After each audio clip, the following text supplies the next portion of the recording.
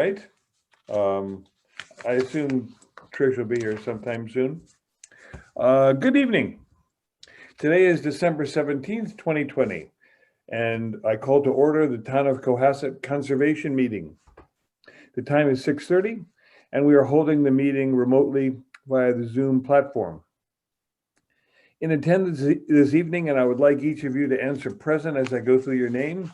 I will go through the list of attendees. Angela Giso, Conservation Administrator. Aye. Jeff Summers, Conservation Agent.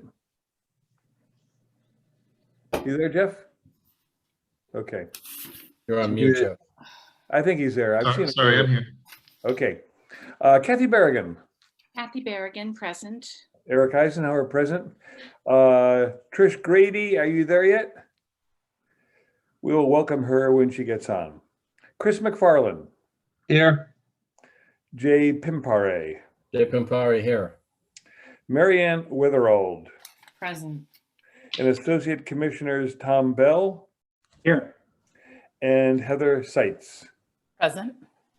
A bit of news, James Roseback, who has served for a number of years as a commissioner, for personal reasons, has chosen to resign from the commission, and we'll be dealing with that matter in the coming days and weeks. All right, so we're down to a total of 6 instead of 7. Since the meeting is being conducted remotely, we will do all votes by roll call in alphabetical order. We have a quorum of 6 members this evening.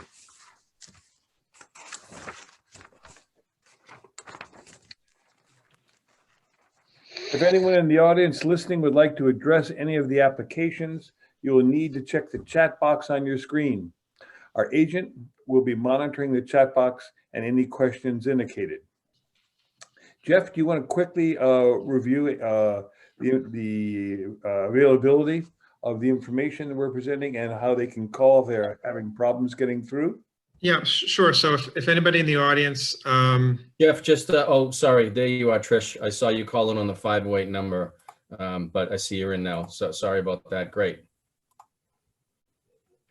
I was just gonna say, if anybody in the audience wants to view the applications and plans, they're available on the town website. If you go to the town website homepage, scroll down to the bottom right, you'll see virtual meeting information.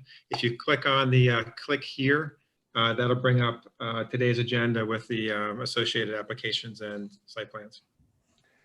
Jeff, if they have a problem getting on, is there a telephone number or something they can do to call to advise you of it?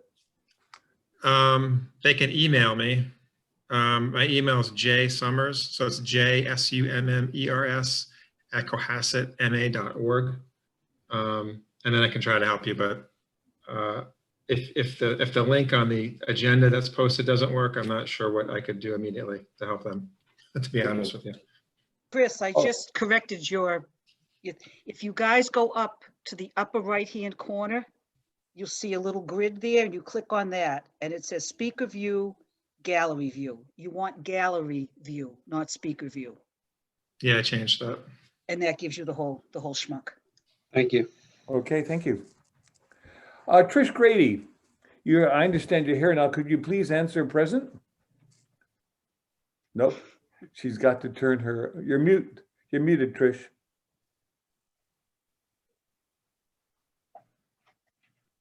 Oh, okay. We'll move along. We'll come back to her. Come back to her later. The first item on the agenda is 88 Beach Street, and I believe that's Mr. Cavanaro who's going to be presenting that. Are you there, John? Yeah, there he is. Good evening, Good evening, John. members of the commission. My name is John Cavanaro from Cavanaro Consulting in Norwell, Massachusetts. And John Teriyaki may also be in the audience. Jeff, if you'd like to. Sure, yeah, okay. So we're here on behalf of Louisa Kasdan, the owner of 88 Beach Street. And she's looking this evening for approval to replace 2 structures on the property that have been since damaged and removed. The dock was a long-time structure that was damaged several years ago, and it's really just has remains. There's no substantial portion of any of the structure other than some supports that are within the rocky intertidal beach area.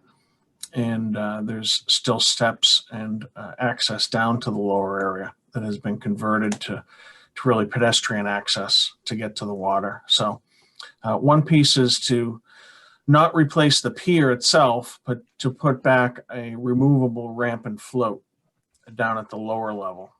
And the second piece is to replace a garage that was damaged in a storm about a year ago, a detached structure that sits on the lower section of the property. If you'd like, I can share screen and pull up the site plan. That'd be good, John. Go ahead. That would be helpful. Yeah.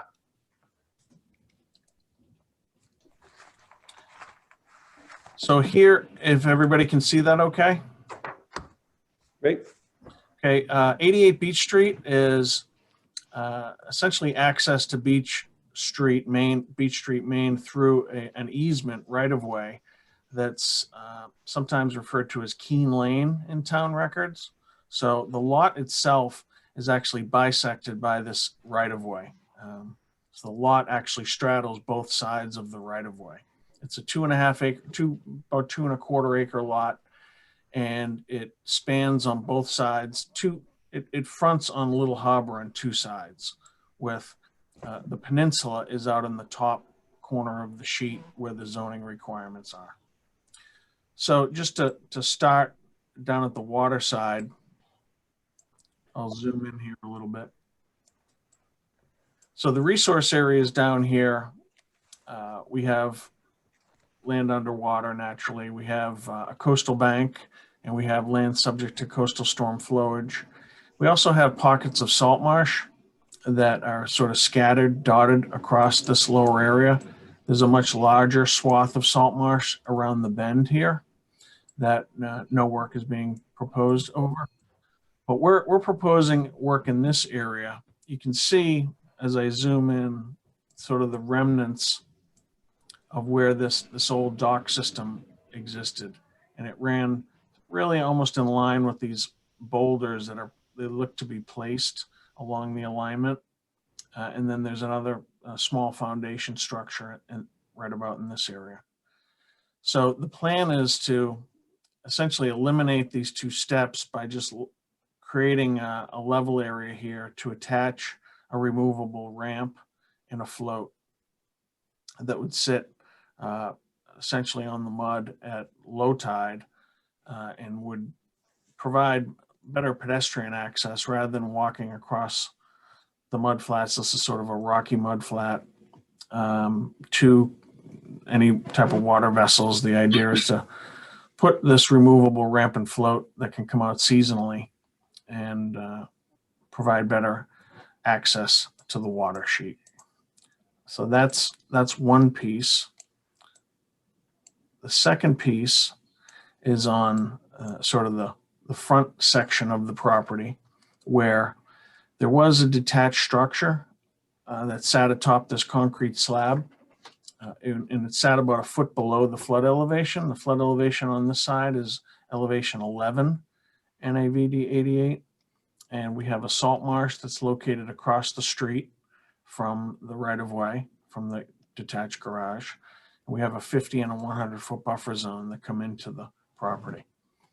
So the plan is to, what John Terriaki has been working with the owners, is to eliminate the former concrete slab in the driveway that accessed the old garage, shift it slightly to the north, a little bit further outside of the buffer zone, and elevate it by about a foot.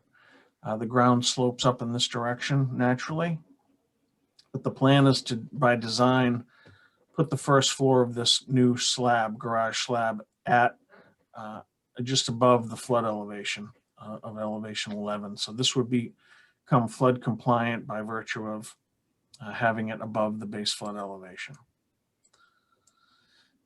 Part of this structure, since it's increasing the amount of impervious, we've filed also a stormwater permit to account for the slight increase. The runoff is very close, but we've added an infiltration trench at the downslope of the proposed new driveway that's getting shifted to the north.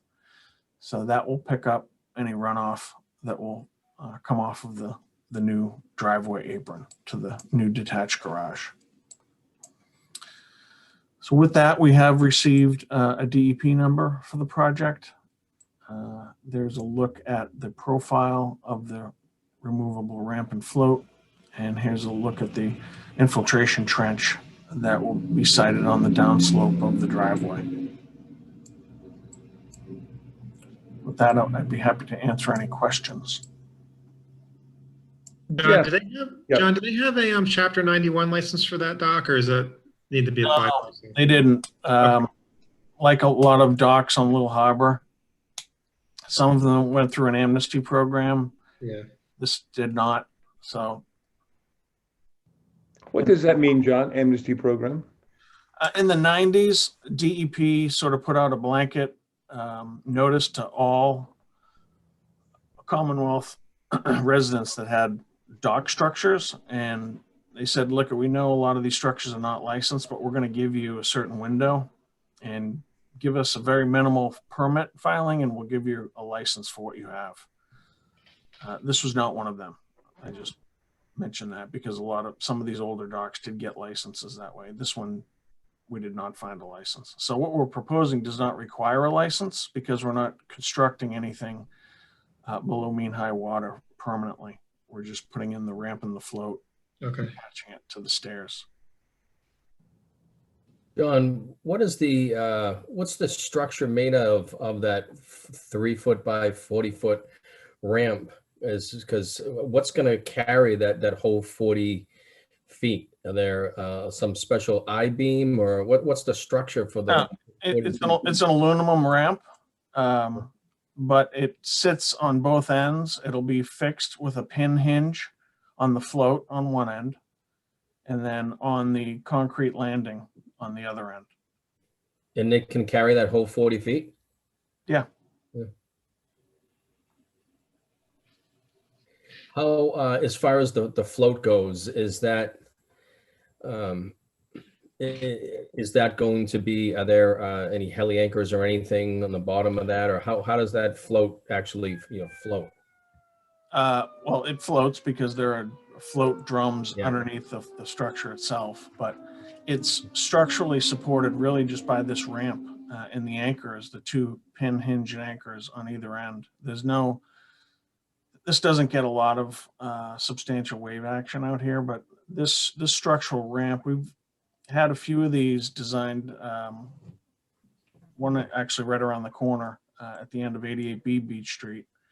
And we've had a few in Chapter 91 docks in both open ocean and in the North River. And this is sort of a new technology to have a more structural ramp.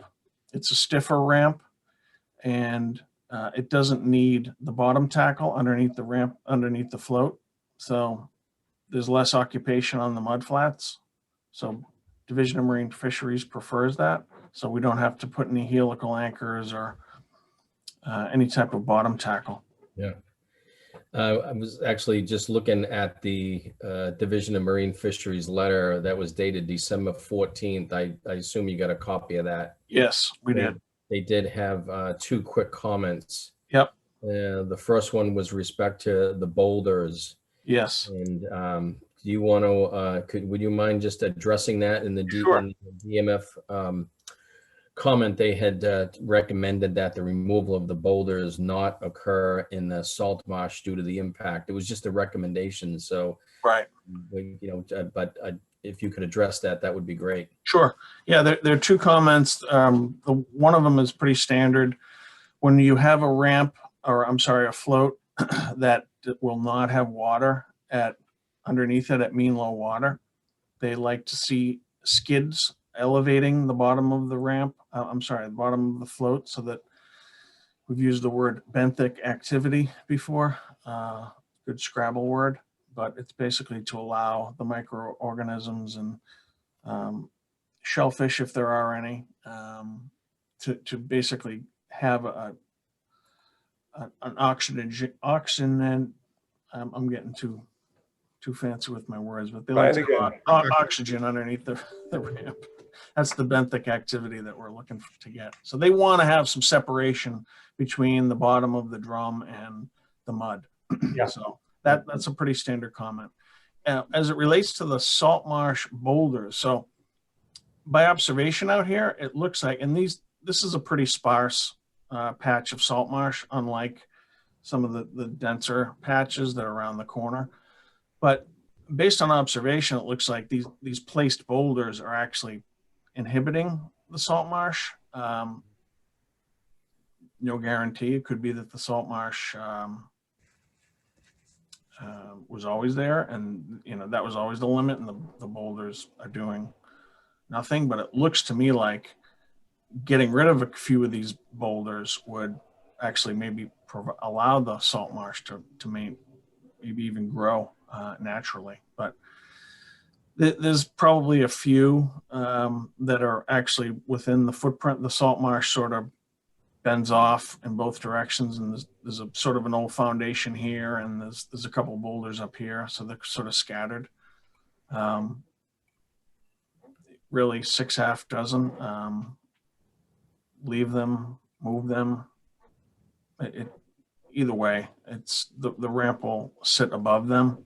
They're not that big, but it just made sense to, again, based on observation, to just put them over next to this area over here, perhaps more as armament, and allow the salt marsh to restore naturally. Yeah. How would you propose to actually move those rocks? They seem to be a decent size there. Yeah, I mean, you could walk a small machine and drag them over. That would be one option. Crawl a small machine down there. Just tie a rope around them and yank them out. Yeah.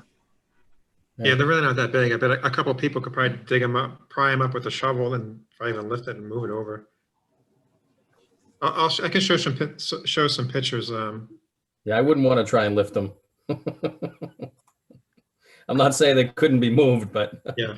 I don't know. I don't know about two guys prying. Maybe Arnold Schwarzenegger and his buddy, but Don, can you tell me about the conditions down here? Is it windy? What's the conditions on in this area where you want this ramp and float? The wind condition. Mm-hmm.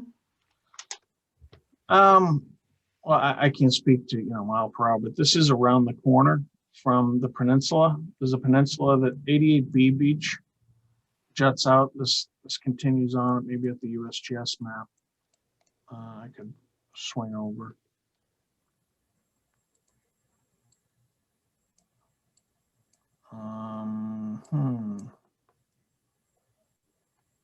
Not sure I can get the plan to cooperate with the way the screen is. Can you go to the upper right-hand corner, John? Yeah, I know. It's just the way yeah, there we go. Not sure if I can get in tight enough to this. But this is essentially our property right here. And this is 88B Beach that juts out. So it is somewhat of a protected landmass on this side. It is facing westerly direction. So, but I can't say that it's not windy. It's a tidal water. But again, we have one that sticks out at the end of 88B Beach Street here, and one that sits in this direction, sort of points in the northeasterly direction here. And they've had no issues with respect to wind. I mean, again, these are seasonal. They go in May, come out in October or so. John, if you're trying to convince us that that area of Little Harbor has no wind, I don't think you're going to be able to do that. All right. We all know it's a very windy area when the storms and the nor'easters come up and all that. So whether or not it affects the ramp and all that's clearly a separate issue. I just wondered about, I mean, it's a large ramp. It's 40 feet long. How is someone going to pull it out, and where is it going to be placed? It'll have to get taken in, taken out, most likely through the water. So a marina that would service the ramp and float. So someone or something mechanical come in and pull it out?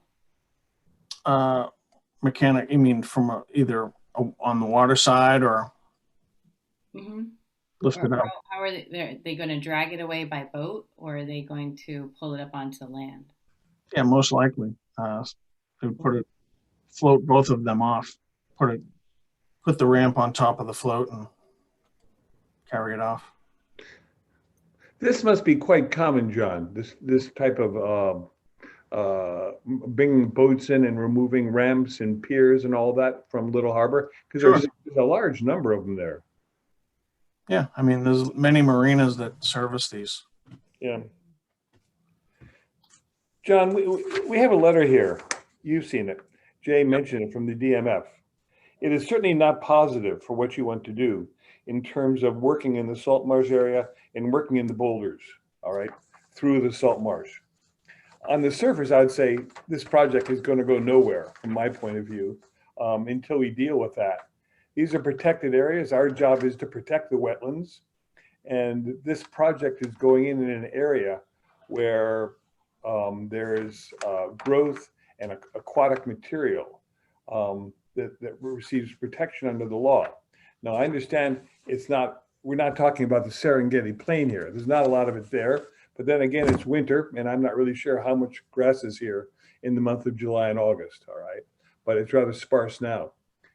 Couldn't we avoid the whole problem by moving this whole operation 15 feet down in the map you're showing us into the area where it goes 1, 2, 3, 4, and 5, where there's no problem with salt marsh or anything else? It seems to me it would work as well there. I've been down there and I walked around, and it seems to me it would work as well there as it would where it is right now. Yeah, so the reason why we cited this where it is, and I'll talk about the letter, go back to the letter in a minute, but essentially we're looking for actually less disturbance. We're trying to work off of the existing occupation of structure down at the waterfront here. Again, there was an old pier system here. We're sort of looking to stay in that same general area and work with the existing stairway so that we're not proposing anything new. I thought you were replacing the stairway, John.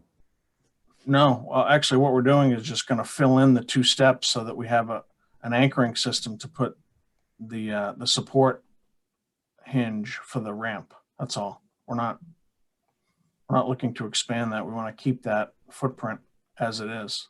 That's why we're on the edge of it. But as far as the boulders are concerned, we can just leave the boulders that are within the salt marsh. There's a few that aren't. I mean, these are placed boulders that are not native.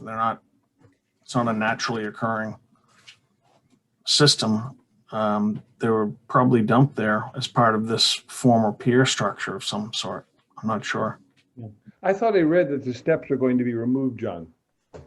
Yeah, so what we're doing is we're going to fill over the steps to put a support so that the ramp will be supported. Right now, there's a couple steps in here. We'd like to fill that in so that we have a support for the ramp. Be supported on one end on that, and then on the float on the other end. So that'll basically be just like a concrete foundation that'll be pinned, that the ramp will be pinned to. Right. And it's already a concrete step that's out there. You probably saw it, Jeff. So why can't you move it to 15 feet to the left where there's no conflict with the salt marsh? Why does it have to be where it is now? Again, we're just working with the existing access. So, right now there's a sort of a set of stairs that winds down to this landing. So we're just working off of that. We're not, this will sit above the salt marsh. We're not looking to put anything in the salt marsh. That was the idea, was just to work with what's there. Otherwise, what we'd be looking to do is we'd need to build some type of support structure and put it out here, which is, that's possible. It would just, we're trying to use the existing area where the existing stairs were. That was the goal. John, it looks to me like there might be kind of a steep coastal bank there. It's quite, the gradient's high right there. Right. And so if you did move your stairway, you'd be going over the coastal bank. It looks like, would probably do more damage than good. The stairway looks like it's probably in the right place now. Yeah, this, I'd also comment that the salt marsh behind the place boulders is probably something, there's been an accumulation of sediment there. As the tide comes in, it wraps around that point. I fish this a lot, so I kind of know what the currents do there. And I suspect that there's been enough sediment accumulate there so that that salt marsh has colonized that spot. So if you do remove the stones, it's probably going to be eroded away. So I think DMF has got a point there about moving the boulders. Wait, Tom, can you bring that up again? You think if they move the boulders, like 6 boulders that he was proposing, that what will be eroded away? Well, you can see there's a sort of an island of salt marsh there. And I don't think it's a coincidence that it's backed up against that, what appears to be a man-made wall of some sort out of boulders.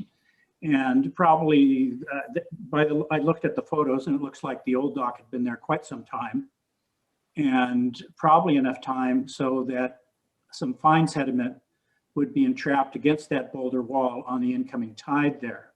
So that's a natural place for the salt marsh plants to colonize. So I think DMF probably recognized that too, and removing those boulders is going to cause that sediment to perhaps, maybe not, because it's now rooted, so it has some stability, but perhaps over time that might erode and migrate along to the south, southwest there.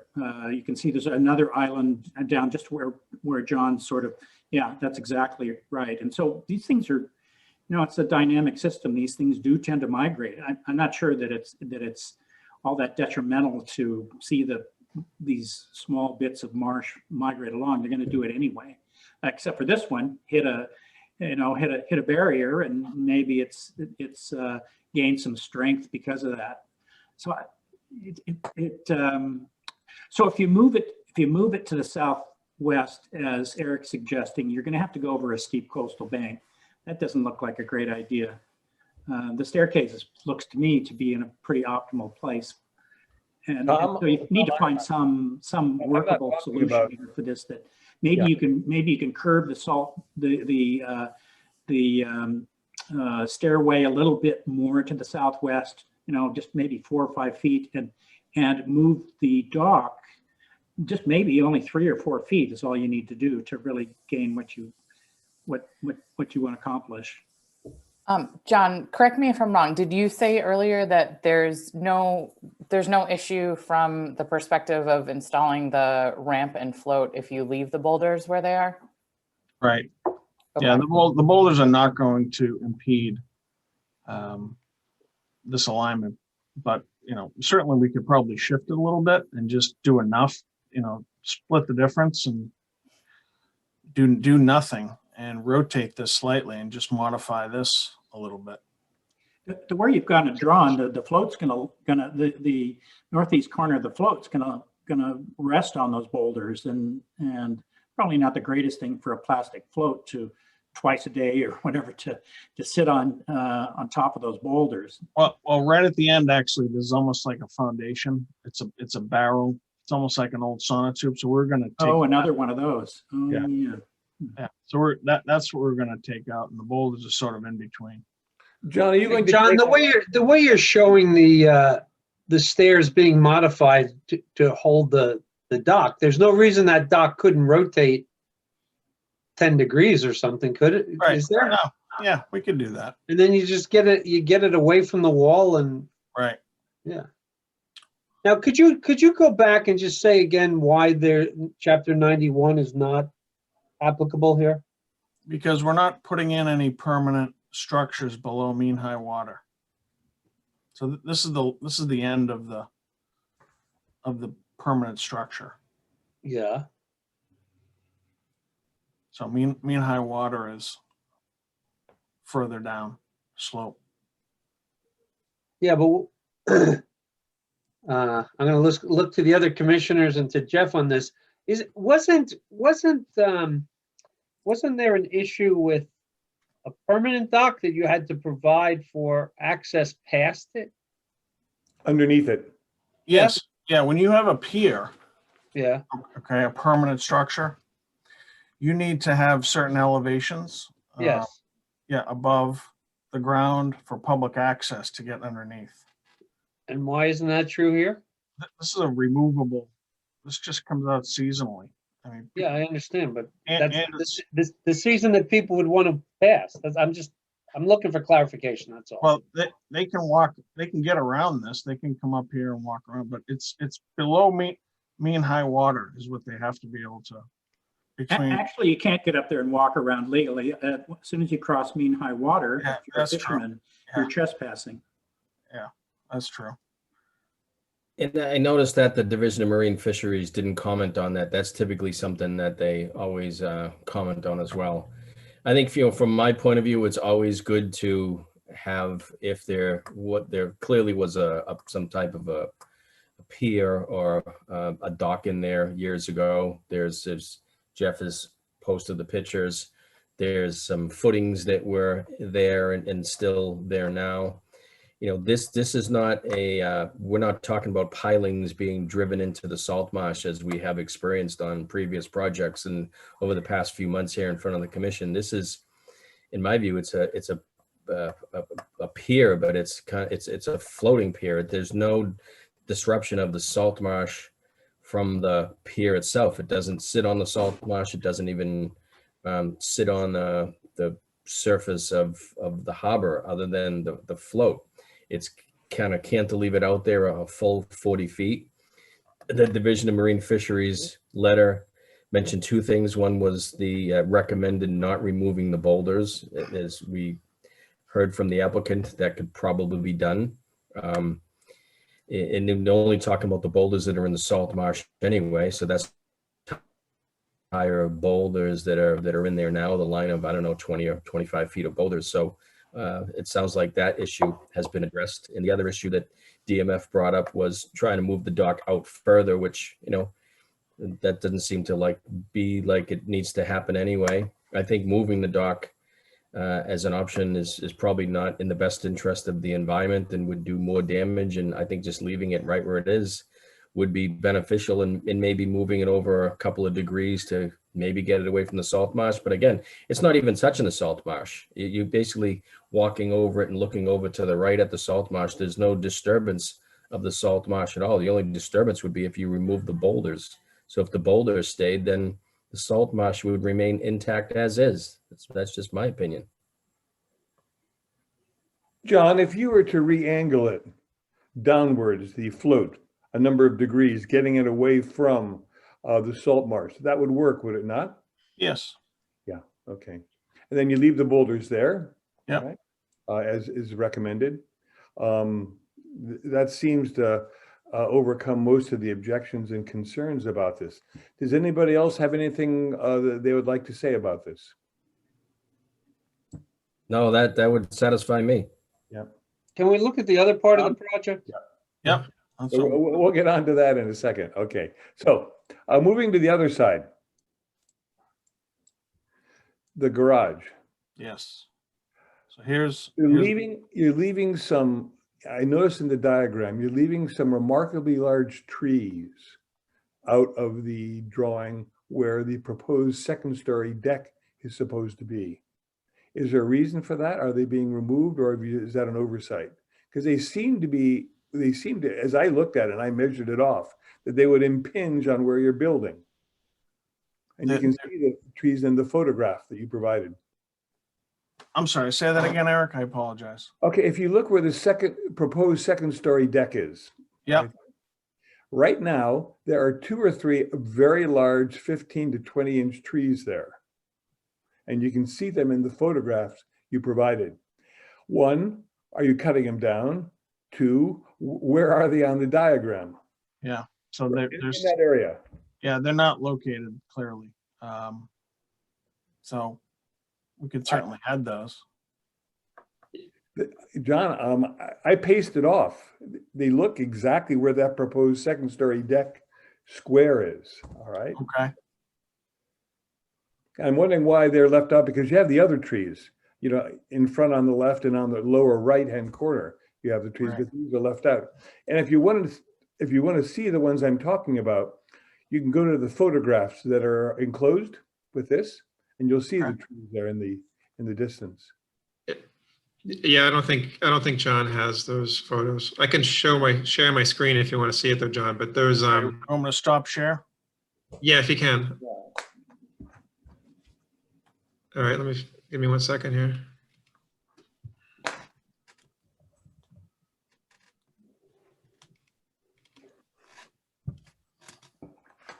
So can you guys see this? Yep. You guys, okay, so there's 1 second.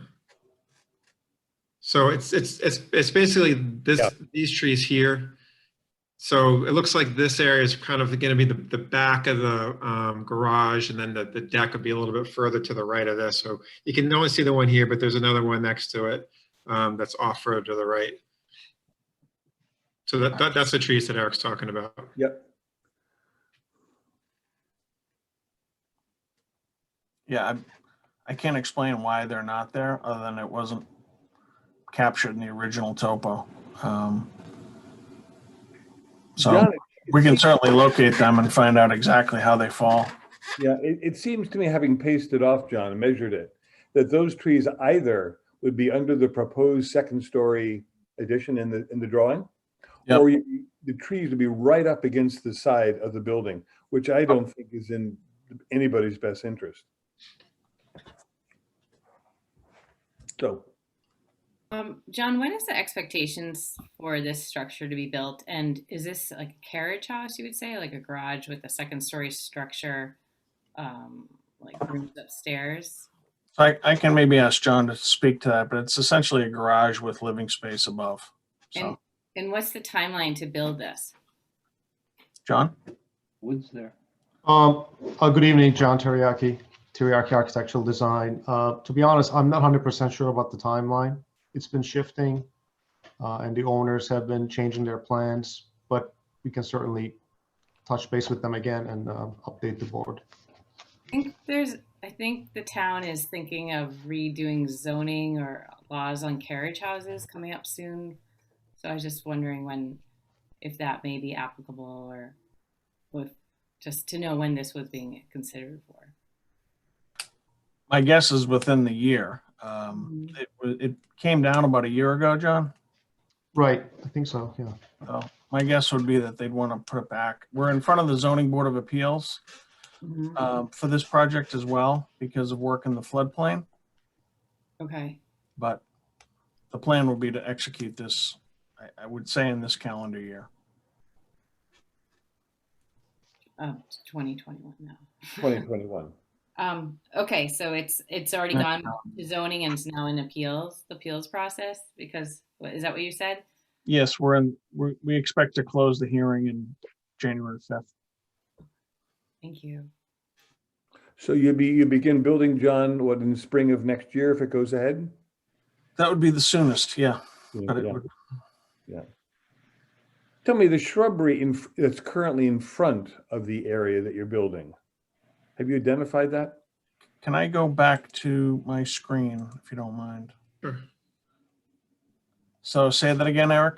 The shrubbery, which is currently where you have brick ret wall RTW. all Yep. right? That area there are bushes, shrubs, various other things there. Have you identified what it is? First of all, will you be taking it out? Yes. Will it stay? What is it? It's not mentioned at all. Yeah, so it is not identified here. This is the brick walk. So the plan is to take out the concrete slab, take out the existing brick driveway, and shift the driveway over to meet the relocated garage here. So this would be the new driveway apron, and this would be coming out and landscaped. Yeah, if you look in your photograph, you don't have to, but you'll see there's a lot of shrubbery there, John, and some large, I won't call them, I guess I'd call them small trees in that area, which I think you need to identify, and let us know exactly what it is you're taking out, whether it's native, invasive, whatever it may be. And then we have the 2 trees behind by the proposed second-story deck, John, that somehow we have to account for. Okay. That area, yeah. And we can certainly update this and get exactly what is here and identify any. Again, the goal was to shift everything further away from the resource across the street. Yep, understood. So we're getting more outside of this 50-foot buffer. That was the goal, was to shift this at an elevated area too, make something that was non-flood compliant, now flood compliant.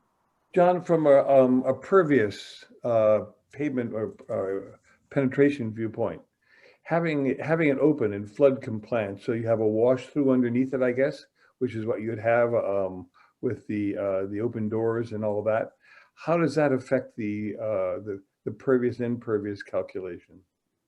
So it's really just the slab is getting elevated to above the flood elevation. So that in itself makes it flood compliant because the flood will not get to the structure. Okay. So if this were, you're allowed to put garages below the base flood elevation. And if you do so, you need to have openings in that. There's some areas where we can't elevate the structure due to topography on the site. So you'd have openings around the structure so that the flood could pass through the structure. And that's allowed by the building code. And that's what you'll have here? Pardon me? You'll have that here, John? No, we won't, because we'll be elevated above the Okay. base flood. So we won't need that. That's why we're shifting it uphill. The slope comes up slightly here. But we're also going to grade this so that it is a little bit higher. How tall would the structure be? How tall? Yes. John, do you want to? The peak will be about 23 feet, 23 feet 4 inches from the ground. It's basically 1 story plus a roof level above, and the roof level has dormers, which makes it usable. Well, wait a minute. So there's a garage, which is 1 story, and then above that is a 2nd story. So it's a 2-story structure, right? It's technically, well, it's 1.5 story. It depends on how the zoning code defines it, but it's technically a 1.5 story structure, but practically a 2-story structure. And all of the utilities will be connected into the existing utilities of the property there? That's my understanding. We don't have the exact location points determined yet.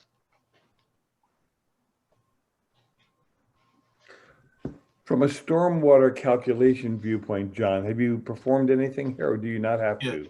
Yes, we did. We submitted a stormwater report with this application. And essentially, the rates and volumes do not go up substantially. In fact, in the bigger storms, they're matched. In the smaller storms, they go up incrementally. So we're adding this infiltration area on the downslide of the driveway apron to provide some additional infiltration. Is there a landscape plan with this? Since this is a new structure, it just seems like it's kind of incomplete. We don't have all the pictures of the trees that Eric has indicated, and we don't know where the utilities are. It seems like we don't have that information, so it doesn't seem complete, this plan on this garage yet. I think we're missing some data. So if you'd like, what we can do is update the plan, locate the vegetation around the proposed structure, and add the utilities. Yeah, Make a slight adjustment to this, rotate this over a little bit. That's fine. That's fine, John. We like to see things more complete. This doesn't seem enough for me to vote on this. I think, John, I wouldn't want to vote on this until I see where those 2 or 3 very large trees are in this diagram, because I think they're going to impinge on the drawing you have. And you're not able to say they won't, Eric, or whatever it may be. And Yeah, I can't honestly. Hmm? Yep, it's true. I can't, I don't know where they are. They So they we're weren't gonna part of this original survey, so. We're gonna have another look at this probably in what, come the new year, John, I guess? Yes, Yeah, so I guess what we're asking for, John, is just a revised plan showing where the existing vegetation that's going to be removed is located, what type it is, what you're planning to, I guess what you want to replant in the concrete slab in the area where the existing driveway is, and then show, just the adjustments on the dock. okay. And then also where the utility lines are going to go in, I imagine somewhere under the driveway, but where that's to be determined, I guess. Okay, Yep, So John, the next meeting is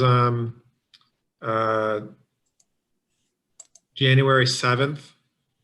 Could we have those the updated plans by the 31st? yes, Okay. yes.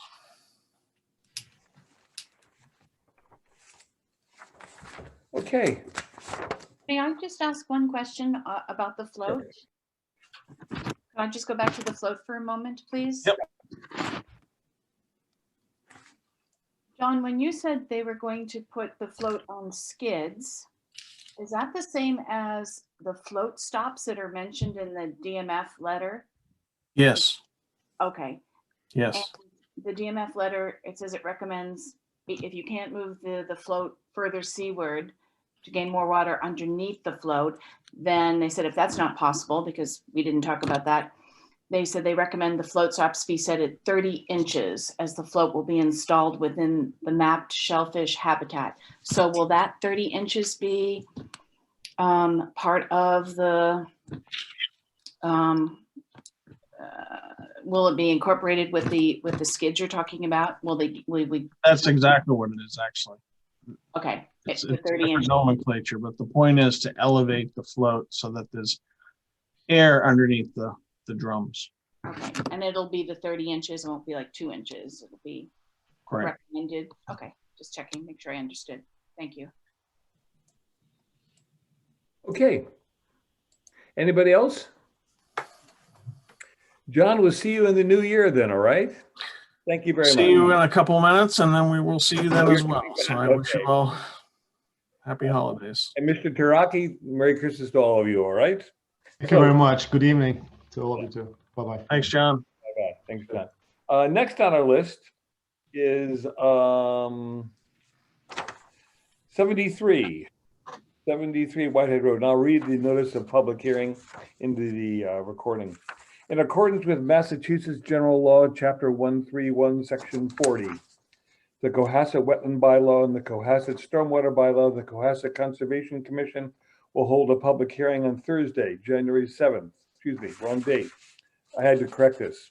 On Thursday, December 17th, 2020 at 6:30 p.m.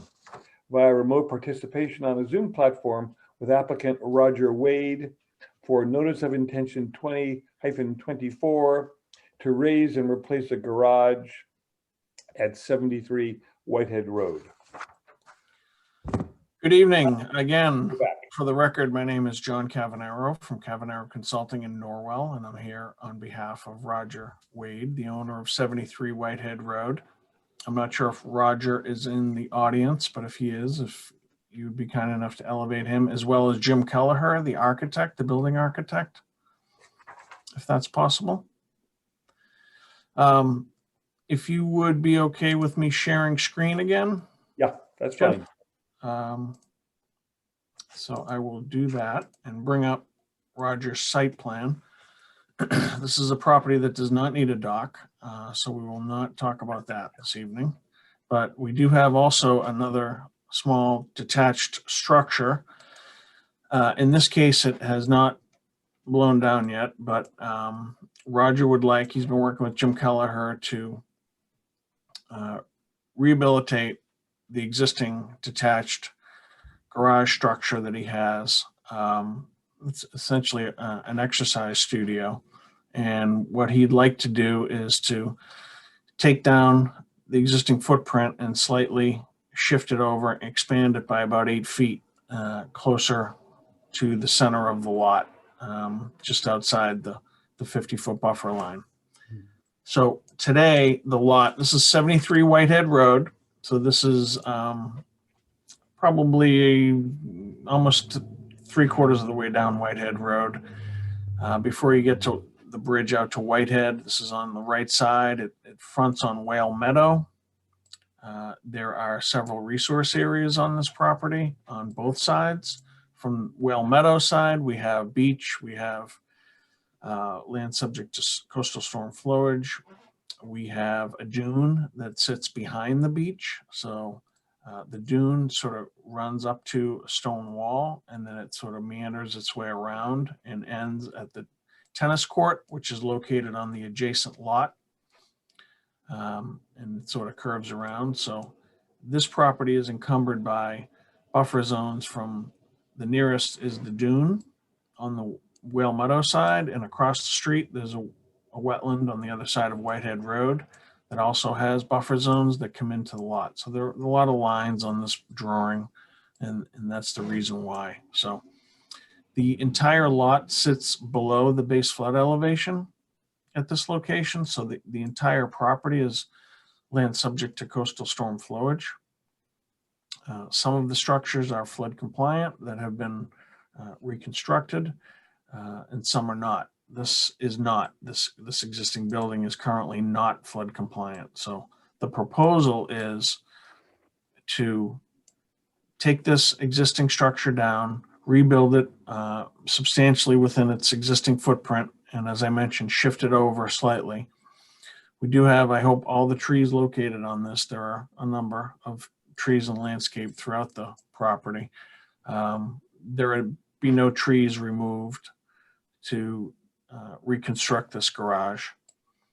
The idea is to keep it generally within its existing alignment so that it works well between the other existing structures in terms of light, pedestrian access, vehicular access. The idea is to pull some of the driveway away from the lot line and to line it up again with the new front entry to this garage.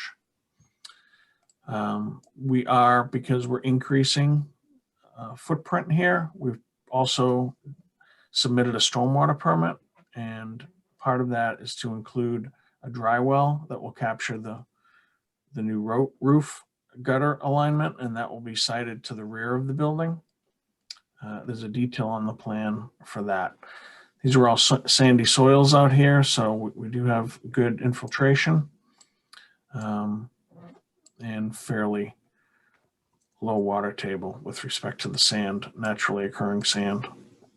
So this project too requires a filing with the Zoning Board of Appeals, which we have made, and we will be in front of the Zoning Board of Appeals in January. We also do have a DEP number for this that was issued by a DEP and I think forwarded to the commission. So just as a note, it's an administrative stormwater permit. It doesn't require a commission vote.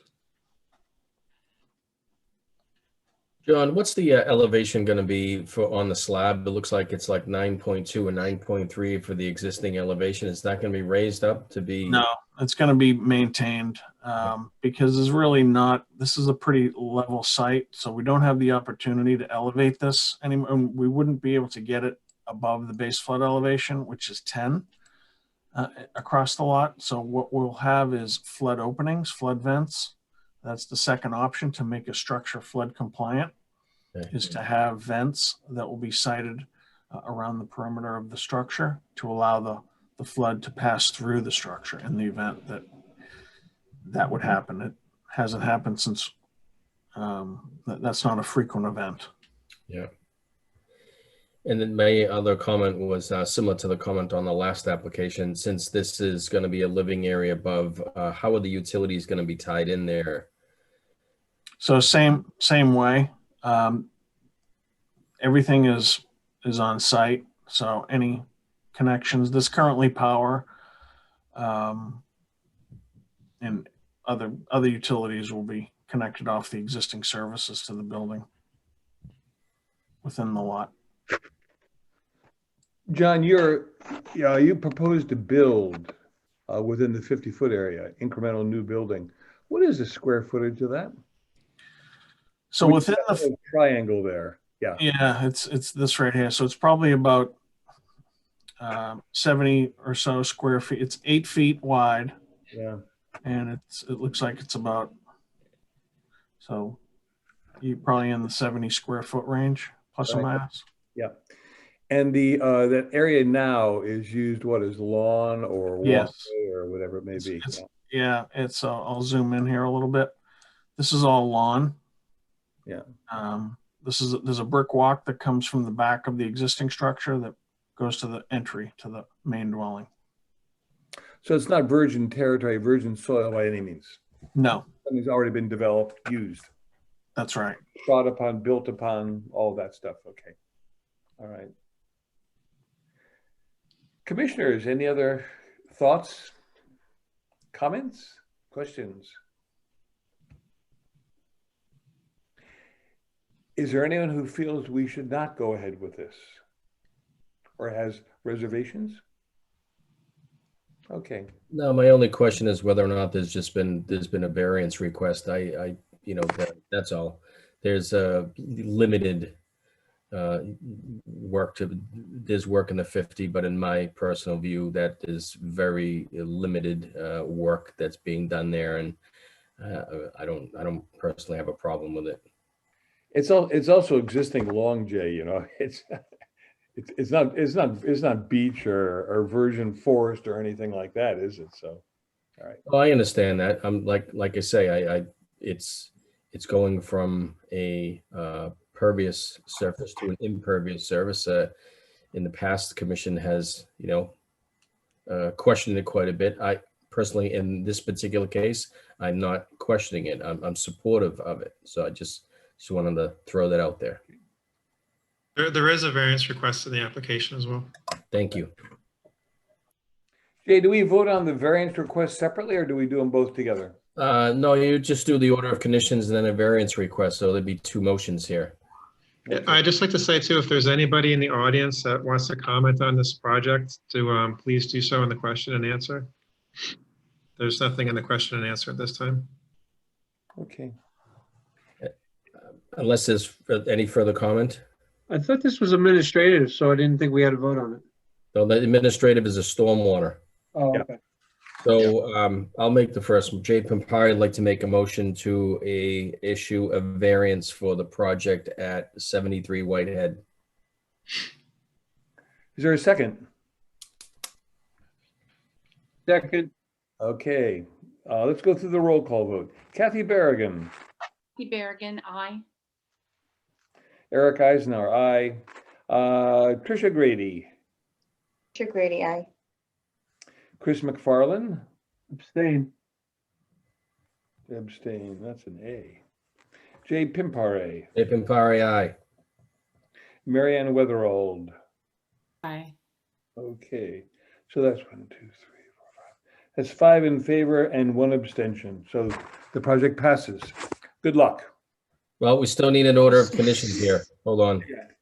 So Jay Pimpari would like to make a motion to issue order of conditions for the project at 73 Whitehead with just one condition, is that a revised plan be submitted just to identify the utilities from the garage onto the property. That was my one condition.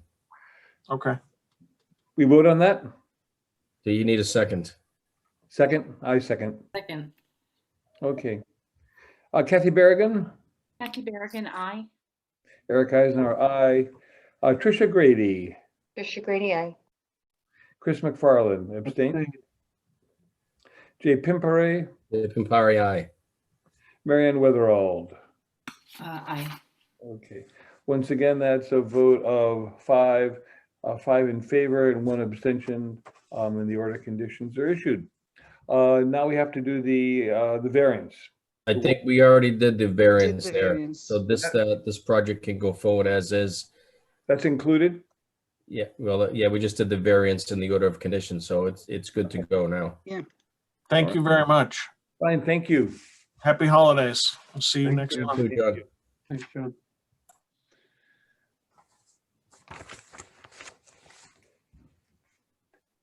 Next one is 81 Doan Street, continued from the 3rd of December, all right? We've already read it into the minutes in the past. I think Jeff Hassett, this is one of your projects. Yes, yeah, Good good evening, evening. Jeff. All right, so yeah, this was a continued hearing. It was an NOI and a stormwater permit for a raise and rebuild at 81 Doan Street. Really, the only outstanding matter was we wanted to verify that the project did not require review from natural heritage because the area along the river is mapped as a priority habitat. We did reach out to natural heritage and we confirmed that. So I did submit a revised plan. The only revision on that plan was that I am noting 2 trees to remain that we discussed at the last meeting. Okay. So with that, that's The the ones only change. along the road, right, Jeff? Exactly. Okay, fine. Jeff, do you have any comments? Mr. Summers? Yeah, I'm sorry, I was muted there. Yeah, I was just gonna say, the email that we got back from National Heritage cited the exemption, and I wanted to read that, but I don't have it up. But I just wanted to say that it did say that plantings in existing lawns are an exempt activity. So that's correct what Jeff said. Okay. Any other comments? I just have one. If a plant that's listed on this plan is not available, Jeff, what's protocol for them to pick an alternative? I would advise them to reach out to Jeff Summers if that came up. Okay, I was actually talking to Jeff Summers, but that's okay. Oh, sorry. My apologies. Yeah, I was just going to say that, I would just have them pick something off of the list that we have that's available. If they can't, if there's nothing else available, then just, I guess, more of the same of whatever is available. But as long as it comes off that list. Because I think it may be hard to find the black cherry. You think so? Yep. Oh. Okay. Anybody else have anything to add? Would anyone like to make a motion to approve? Anybody? Jay Pimpar will make a motion to approve the issue an order of conditions for the project at, where are we here? 81 Doan Street. 81 Doan. I'll second that. Okay. We'll vote on that now. Kathy Berrigan, roll call vote. Kathy? Kathy Berrigan, aye. Eric Eisner, aye. Trish Grady. Trish, are you there? Yeah, I am. I'm sorry, I was muted. I wasn't here for the first part, so I'm going to abstain on this one. I wasn't able to catch up. That's fine. Thanks. Chris McFarland. Chris McFarland, aye. Jay Pimpare. Jay Pimpar, aye. Marianne Weatherold. Aye. Okay, so it's 5 in favor. So it passes and 1 abstention. Thank you very much, Jeff. I think But we there's hold also on- a stormwater permit with this. We need a variance as well for the plantings. So since there's work done in the 50, Jay Pimpari will make a motion to issue a variance for work done in the 50-foot buffer for the project at 81 Doan Street. Second. Okay, we'll vote on that. Kathy Berrigan. Kathy Berrigan, aye. Eric Eisner, aye. Tricia. Abstain again. Okay. Chris McFarland. Aye. Jay Pimpare. Jay Pimpari, aye. Marianne Weatherold. Aye. Okay, it passes 5-0. Sorry, was that Chris? Did you second that? Yes. Okay, thank I you. did. Okay, Stormwater permit. Jay Pimpari make a motion to issue a stormwater permit for 81 Doan Street. I'll second that. Second. Okay, Go ahead. You can second. That's fine. I don't want to. Well, it's yours, Chris. Thanks. Okay, Kathy Berrigan. Kathy Berrigan, aye. Eric Eisner, aye. Patricia. Randy abstain. Okay. Chris McFarland, Aye. Jay Pimpare, Dave Pimpari, aye. Marianne Weatherald. Marianne Weatherald, aye. Okay, once again, it's 5-0 on the stormwater permit. Passes. Anything else? Okay. Jeff, thank you very much. You're welcome. Merry Christmas to you. Thank you. I'll see you at the next hearing. He's back. Next on our list is NOI 2022-72 North Main Street, new dock, continued from the 3rd of December, 2020. Mr. Chairman, I'm abstaining from this conversation like I did from the previous one Okay. 2 weeks ago. That's fine. Jeff? Do you Great. wanna- Again, for the record, Jeff Hassett with Morse Engineering. So we continued this project from 2 weeks ago. The project is the construction of a dock at 72 North Main Street. And the main thing you were looking for was some additional information on the method of construction. So we submitted a letter by Keith Wallow of Harbor Mooring. He'll be the one who's actually doing the work, and he installs the majority of the docks in the area and also services them. He may be on the call, Jeff, if he is. No, I don't see him. There's Okay. nobody there. Okay, that's okay. So you were looking, we were speccing the piles at the previous hearing to be maximum 12-inch diameter. They're actually going to be 8 by 8, so we've updated the plan accordingly. And to give you a little more information on the methods of construction, so Keith will drive the piles using a tripod with a pneumatic hammer. So that will be set up on the marsh. It's moved by hand, and it's powered by a compressor that sits up in the driveway with hoses running down to it. So there's no gasoline anywhere near the water. Okay. This area is relatively firm ground, but he notes that if it is mushy, what they do is they put down boards or even marsh hay temporarily. So they drive the piles, they move that tripod from spot to spot. Then they leave for a week or two and let the marsh recover from being walked on. And then they add the horizontal beams in the decking. So he notes that he did install a dock next door 3 years ago, and they didn't have any issue with ledge, and they've done a few others in the area too. So if they don't hit ledge, they go with plan A. If they do hit ledge, what they do is they dig down to the ledge by hand, and they install a galvanized footing. So the footing is anchored to the ledge with 4 bolts. So they just have to drill 4 screw holes or bolt holes, which then they're anchoring bolts with grout. The pile is then stood up on that footing and bolted to the footing and then backfilled by hand.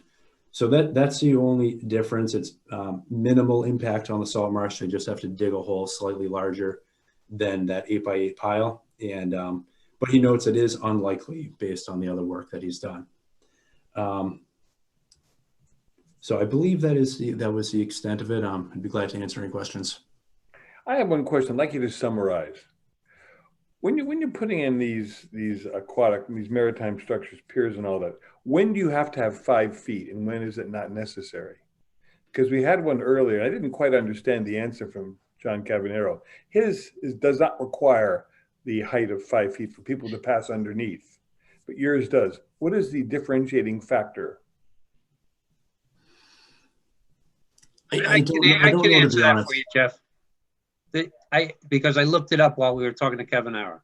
Great. The difference is a permanent structure versus a removable structure. Okay. Yeah. Permanent structures are permitted under Chapter 91 and therefore have to follow the guidelines, which include allowing a person to pass underneath. The removable structures are not permitted by Chapter 91 and therefore do not require that they meet that restriction. Chris, you're brilliant. Thank you very much. It's the internet. Okay. Does anybody have any further questions? I think we've been through this 2 weeks ago in great detail. Yeah, I'm still concerned about the contingency. nature is rarely so convenient as to, for ledge to be, for example, horizontal, where they could actually bolt some structure onto a horizontal surface and stand those piles up. Secondly, this is sediment that's probably glacial till, which is well known to have big raisins in the pudding, like a boulder that might be 4 feet across or 5 feet across, that could easily prevent a pile from being driven. So, I mean, I don't want to make a big deal about this, but it sounds like it's all a little pat, their contingency plan. You're saying it may not be quite so pat, right? Well, you know, I don't know whether I should say it, but geologists know Mother Nature to be a bitch sometimes. Yeah. I guess if the ground was, the ledge was uneven, they could modify that footing to sit on an uneven slope, and then drill in to the ledge the same way. If they hit a boulder, something they just can't drive a pile through, they would have to dig it out by hand. I mean, we're not going to allow any heavy equipment into that salt marsh. I suppose they could just move over too. I mean, or slightly move over. Exactly. Yeah, right. I mean, you don't have to. They don't have to be on the specified plan there, I suppose. So yeah, they can move over a foot or two. And I mean, I'm satisfied. It's not like I think that the letter was satisfactory. Okay. Okay. Any other comments? Do we have a motion? Yeah, Pimpari, make a motion to issue an order of conditions for the project at, have to keep jumping back here, look at the agenda. 72. 72 North Main Street. Yeah. I'll second. We'll vote on that. Kathy Berrigan. Kathy Berrigan, aye. Eric Eisenhower, aye. Tricia Grady? Tricia Grady, abstain. Abstain. McFarland. McFarland, aye. Jay Pimpare. Jay Pimpari, aye. And Marianne Weatherald, you're going to abstain, I believe, you've announced. So it passes 4 in favor and 2 abstentions. Okay. Fine. Jay Pimpari, make a motion to issue. Jay? Yep. Okay, I'm sorry. Marianne recused herself, so I don't think it's actually an abstention. Oh, right. That's That's fine. Okay. 1 R. All right. Thank you, Chris. Jay Pimpari would like to make a motion to issue a variance for work in the 50-foot buffer for the project at 72 North Main Street. I'll second that. Kathy Berrigan, Kathy Berrigan, aye. Eric Eisenhower, aye. Tricia Grady, I assume it's abstention. Yes, thanks, Eric. Okay, Chris McFarland. Aye. Jay Pimpare. Jay Pimpari, aye. And Marianne Weatherald, you are abstaining, all right? Yes. I'm recused from the conversation. Excusing. Okay, so it passes 4-0. 4-1-1. I guess it's a 1-1. 1 abstention, 1 recuse, all right? Thank you very much, Jeff. Great. Thank you, Eric. Have a good evening and Great. happy holidays. Thank Wasn't you. there stormwater? No stormwater for this Oh, project. sorry. No stormwater for a pier, huh? Okay. Okay. Thanks, Thank you, Jeff. Jeff. All right. Take care. Have a good holiday. Thank you.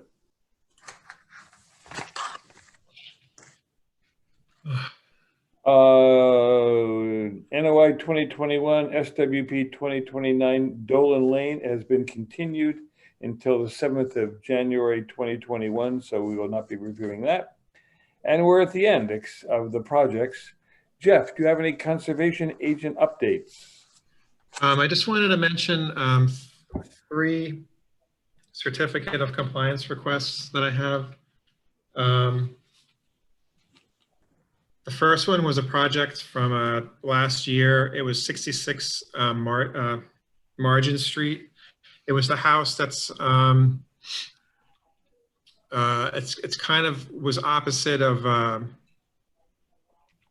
I can't remember the person that lived in that mansion. Anyhow, when you turn on Margin Street, it's the first house on the left, on the right. It was the garage project where they had the old garage. They removed the old garage and put a new one basically in the same place. That project is done. They're looking for a certificate of compliance on that. The second one is 142 Lambert's Lane. This was, I think it was a 2012 project. It was kind of old. It was a patio deck project in the back of the house. This has actually been done for probably 2 years when I went out there to look at it last time, and she finally got around for her certificate of compliance request. Okay. And then lastly is 11 Hillside Drive. This was an old one from 2013 as well. This was for an addition to the garage footprint, which basically consisted of an expansion of the garage and an overhang in the back. That's been done for several years as well. That was actually 2009, sorry. So there's the 3 certificate of compliance requests that I would like to issue. What do you need from us, Jeff? Just a vote from the commission to issue the certificate of compliance. 3 collectively? It can be done that way, sure. Okay, we'll do that. We'll vote on all 3. Kathy Berrigan, Kathy Berrigan, aye. Eric Eisenhower, aye. Tricia Grady, Grady, aye. Chris McFarland, Aye. Jay Pimpare, Pimpari, aye. Marianne Witherald. Aye. Okay, so that's 6-0. Jeff, well done. Thank you. Unanimous. I just want to mention too that I heard from Cavanero last week, and they're going to be filing their applications for the harbor project by next Tuesday. So it will be on the agenda for January 7th. So when I have that, I should have it early next week. We'll put everything on OneDrive. So please take a look at that because it's kind of extensive. I know everybody's been kind of wondering when we were going to finally get this. So I wanted to, we haven't got it yet, but that's the plan to have it next week. So I just wanted to let everybody know about that. Let me ask you a question, Jeff. What is your policy or our policy in terms of putting things on the OneDrive? Do we wait, or do you put them on the OneDrive as soon as you receive them? We try to, yes. You try to. It doesn't always happen immediately, but yeah. Yeah. And it doesn't happen for what reason? Say what? They're not ready, incomplete, or is it just you have other things to do? Probably other things to do. Okay, all right. That's something I'd like to discuss because I think as we go along, the sooner we get these things online, all right, the better off we'd be. So we can discuss that. Yeah. Outside of this meeting. May I make a recommendation? Yeah. This project is probably one of the biggest kind of controversial projects in town. Can we make sure that the application is complete before we hear the case? I mean, if it comes in without parts of the, we send so many of these projects away because they don't have a planting plan, they don't have this, they don't have that. Can we just, it's just a recommendation that this gets heard when it's complete, not as kind of a partial. So you're recommending the same approach that that we make sure it's all there, Chris, all the analysis and everything else. Yeah. The reason that I'll step in here and chime in a little bit. The reason that we have a 16-day deadline, up until about a year and a half, 2 years ago, we had a 14-day deadline. But we realized that with a 14-day deadline, that maybe if it was submitted late on Thursday, town hall being closed on Friday, it actually may not get reviewed until Monday morning, et cetera. So we pushed that back to a 16-day time frame so that all applications would need to be submitted by the Tuesday, 16 days that would make that Tuesday, which would give the conservation agent at minimum at least 48 hours to review the plan for completeness only. And then so when it's at work completed, then we would take the next steps and start to formulate that and put it on the agenda. So not to do a full-blown review, but as you mentioned, Chris, just a cursory review to make sure that the key components of an application were there. And so that's why we pushed it back to a 16-day time frame. Okay. I would point out that the meeting before the planning board went on for 5 hours last night. And if we have anything else on our schedule for the this application, it could really be onerous. It should really get its own time slot with no competing applicants. What does the agenda look like for well, this, I guess there's still time to get applications in, but outside of Dolan Ave, what's on the agenda? If they weren't in by yesterday, they're not, I sent out the 2 ads for the 2 new filings that'll be on January 7th. Dolan Lane is also continued, and I believe we continued something else from tonight. Yeah, There's still time though, the Continue, deadline yeah. is next week. yeah.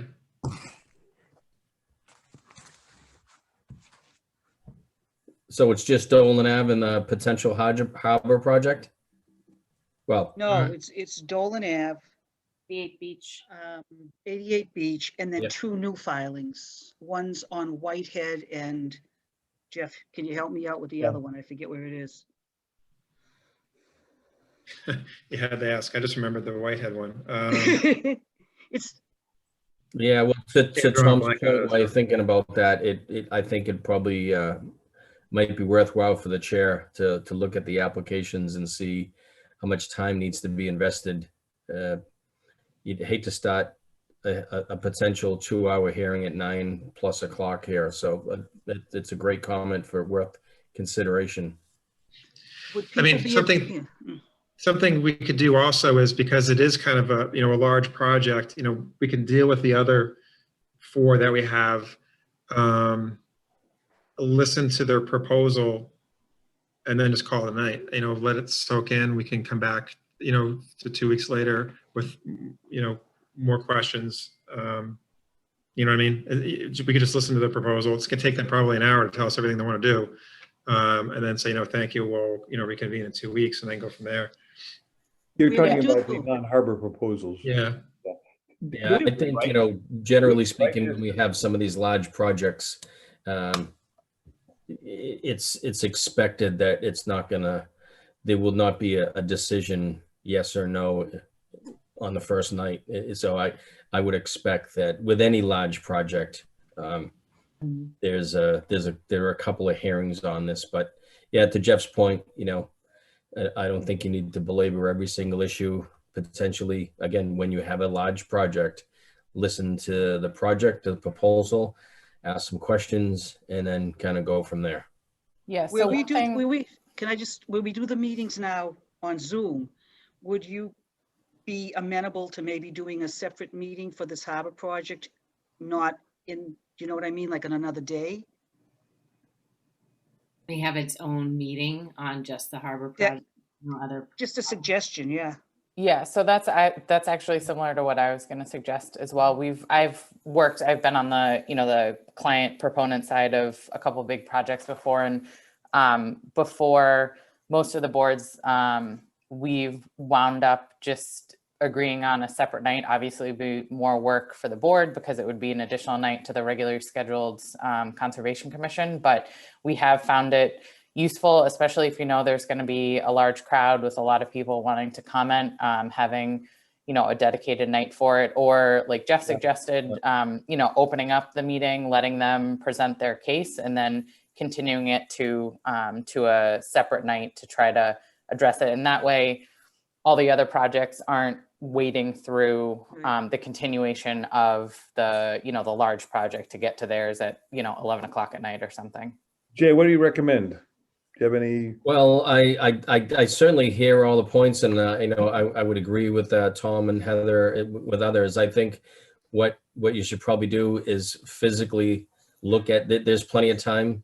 The applications are actually for the next hearing aren't even due until Tuesday. I would probably evaluate this on Tuesday and see if in fact the harbor application even comes in, and then look at the 3 or 4 other projects and see the complexity of those and whether or not they're, the the 5-minute slam dunks, or there's going to be some discussion. I think that there's going to be some lengthy discussion on Dolan Ave.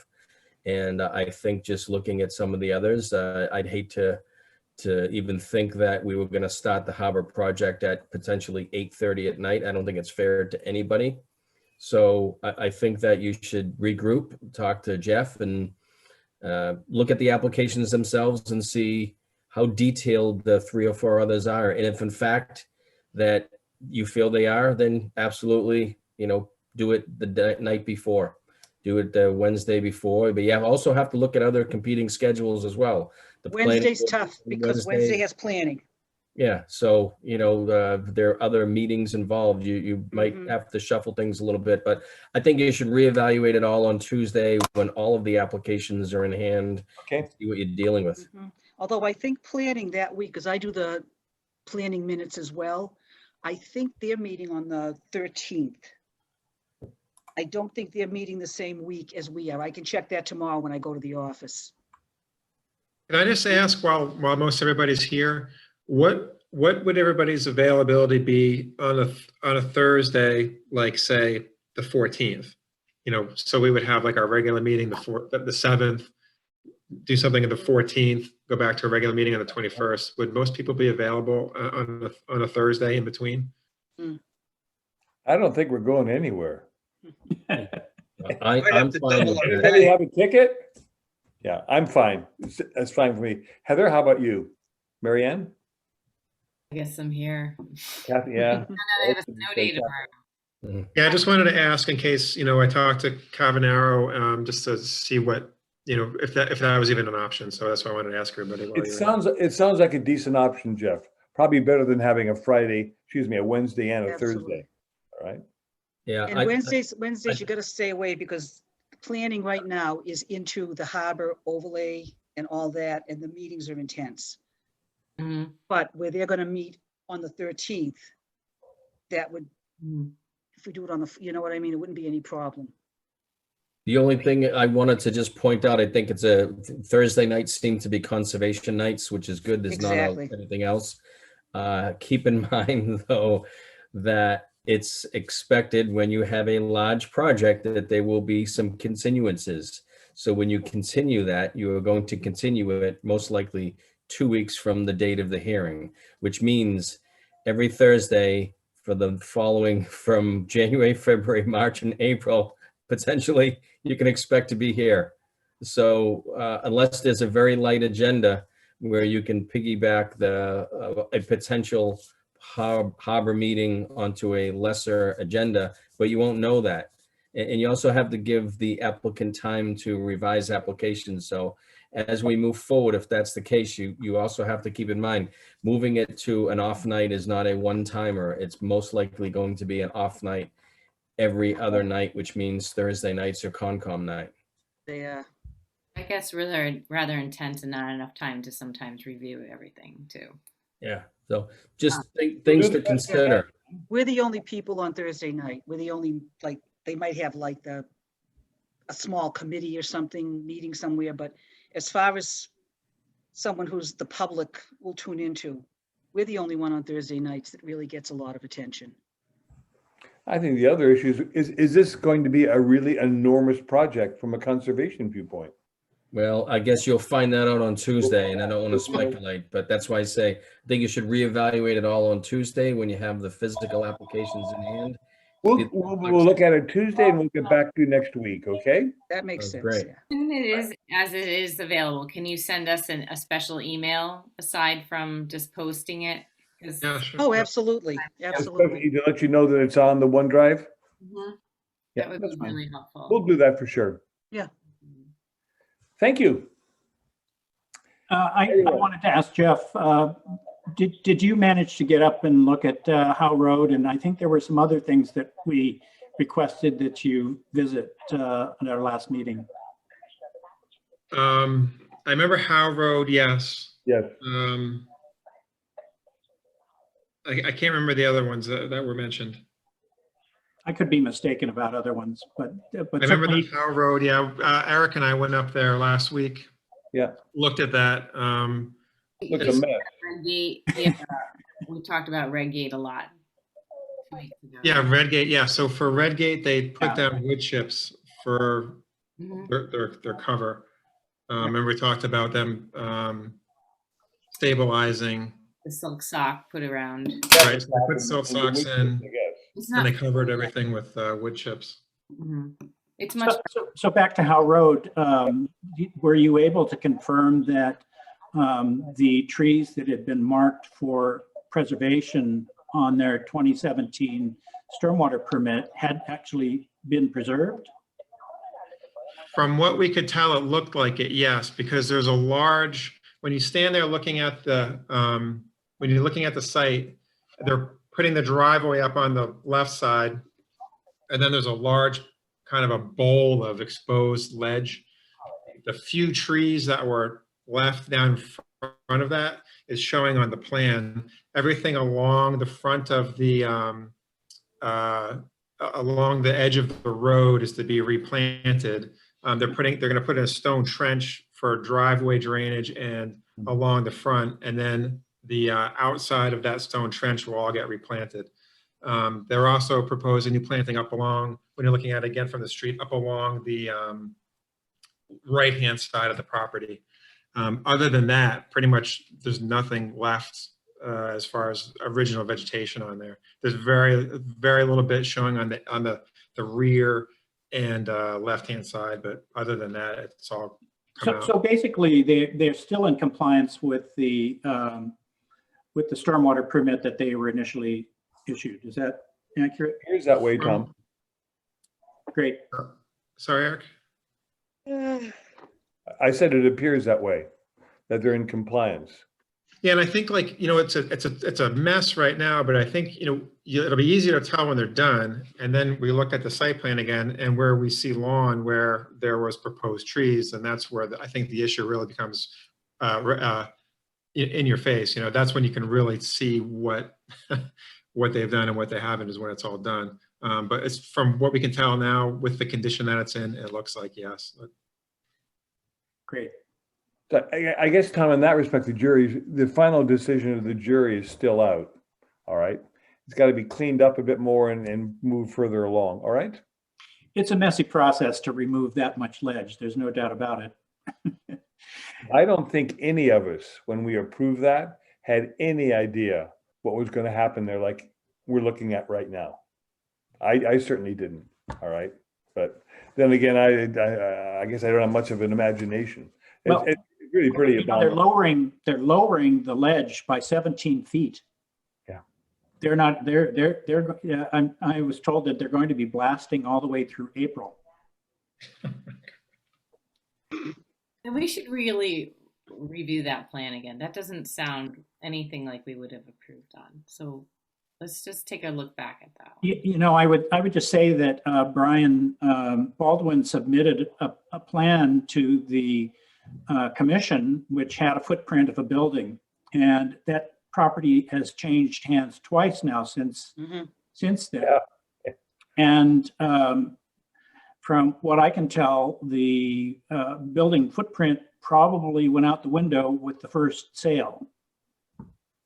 That makes it even more important that we take a look back at it. If it's changed hands, they may not have reviewed anything that we approved at the time. So we have to remind them what this project was approved for.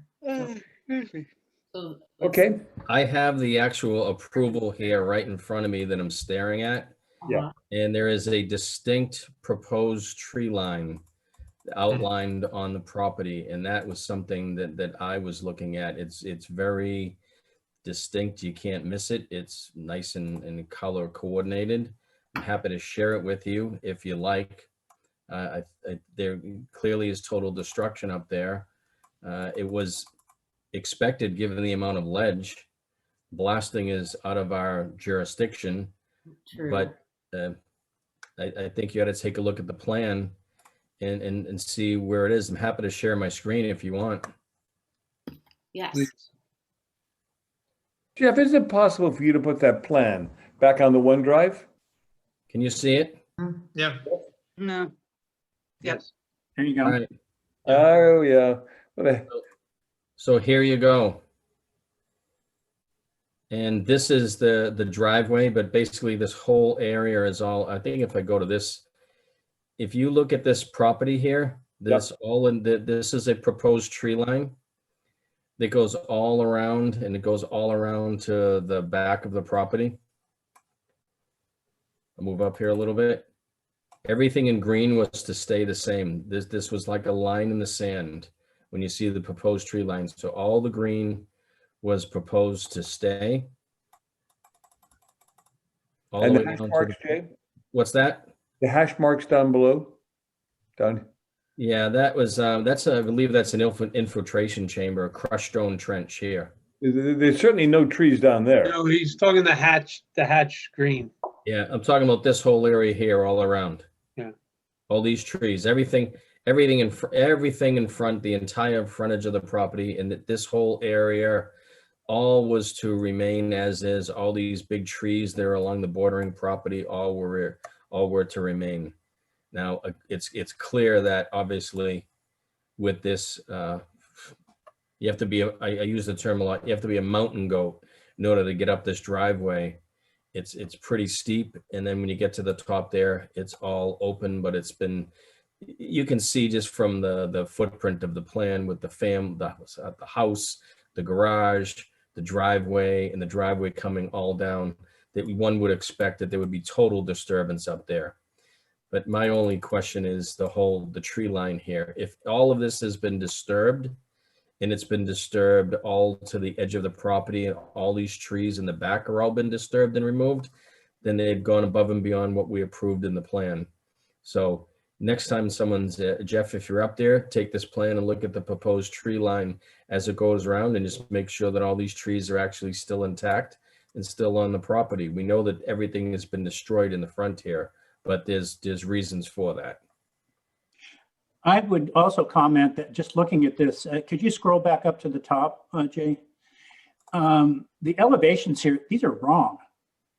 That you can see there's a ledge in the upper left corner there. That ledge, keep going, it's in the green zone. Yeah, right in there, a little bit to the right. The elevation there is about 100 and just short of 109 feet. And they're showing it as something like 113. I mean, this is probably no big deal, but again, it gets back to this whole idea that we start seeing surveys here that are signed and sealed, and the elevations are frequently fabricated, at least the starting elevation. Now, the relative elevations are probably fine, but they are inconsistent with other data, let's say. And this sort of thing went down at 580 Jerusalem too, where the surveys were, in that case, it was an agreement, but it wasn't clear at the beginning. But this one's clearly not in agreement with the actual elevation above sea level of this lot. So I think that brings into question some of the surveying and what's actually going on up there. They've got a top of slab at 103 feet. Are they going to build it up, or are they going to cut down to that 103 feet? So I'm sort of lost about all of this. Yeah. Well, if you look at just looking at this picture, I'll try and zoom in a little bit more here. Yeah. So when you look at the slab is at 103, and you look at, here's a 106 elevation. So 3 feet, there's a 3 foot cut right in here. Here's 104, here's 102. So this whole area, there's about again, a 2 to 3 foot cut in there. And you can see clearly there's this ledge is most likely gone. The ledge here is gone. It's being built up to 106, 108, 110 there. The elevation you pointed out, Tom, I kind of lost it back here now. It's farther up. So yeah, here's an elevation. There's 116, there's 114. Yeah. And the highest elevation on this site is actually, and the reason I know this because the highest I live near there, and the highest elevation on the hill, we call it, is 109 feet, and it's that boulder that lies between Michael Berry's house and this property, or between his driveway and this property. So, so that's the only reason I'm really familiar with what the true elevation is. And I've corroborated that from LiDAR data. And I mean, that's really not the issue. The contractor told me they're going to go down another 17 feet in that footprint. 17 feet from whatever the real elevation of that footprint was, they're going 17 feet below that. It's a lot of ledge to remove. It's going to take them. I don't know whether you recall, but the adjacent lot just to the east of this, they were blasting and breaking rocks up there all winter the year they put that in, and they're going to do the same thing here. I mean, literally, it's going to take them 5 months. This is you know, well, I don't know how much it costs to remove this much rock, but I suspect it's probably a lot of money to have all that machinery up there for this time. And Yeah. it's just, we ought to see what they have in mind, I think. If Well, I guess the the trend has question, changed, we should be aware of it. yeah, it's a great comment. I think we should go back here. And as you pointed out, this property's changed hands 2 or 3 different times now. If in fact it's gonna, if the construction design has changed from what the commission approved, then it needs to be reevaluated. The slab is right now, it's proposed to be at 103. Then the garage slab is higher than that. It's 5 foot higher. So it's at 108. And I would ask the request that Jeff go up there and speak with the developer and actually get a revised plan, or if he's still holding true to this plan with the current elevations. Yeah. What those elevations are.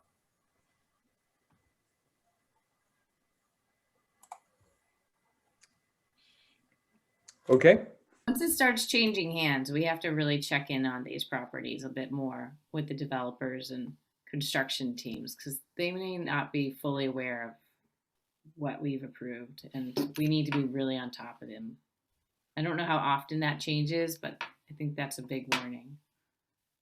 It's obviously a project in trouble. How long is a stormwater permit valid for? Indefinitely. Oh, I thought there was a 3-year.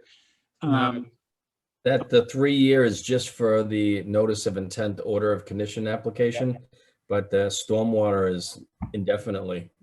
It's like with the Diab Lane 3 projects over there, which are across the street down Gradient. I think one of them had an NOI associated with that, so there's a time frame. A little tiny piece was in the 100, but if for stormwater, the application goes on forever. It's that came up with the Stop and Shop parking lot. People said, I don't ever remember that, but it was in a project that was approved years ago, so it continues forever.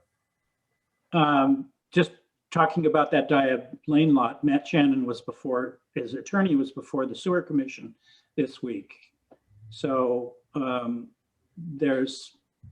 that's about to be, something's going to happen there, it looks like. Yeah, he contacted me maybe a month ago about starting the project on the lower lot, which was 15. Yeah. It was an RDA for the work in the 100 foot. That's since expired. So I told him he needs to reapply for that. Before he could even begin any work, there was a lot of marking of vegetation that had to be done. They were supposed to put up like a snow fence kind of thing to actually block any work from being done in certain areas. I told him that the silt socks need to go up. There was supposed to be a siltation barrier in the catch basin at the bottom of the corner and the roadway that needs to go in. So I told him all the stuff that needs to happen first. The last thing I heard back from him is, okay, we're working on it. So he's somebody that bears regular scrutiny since he has a history of clear cutting his lots before he asks permission.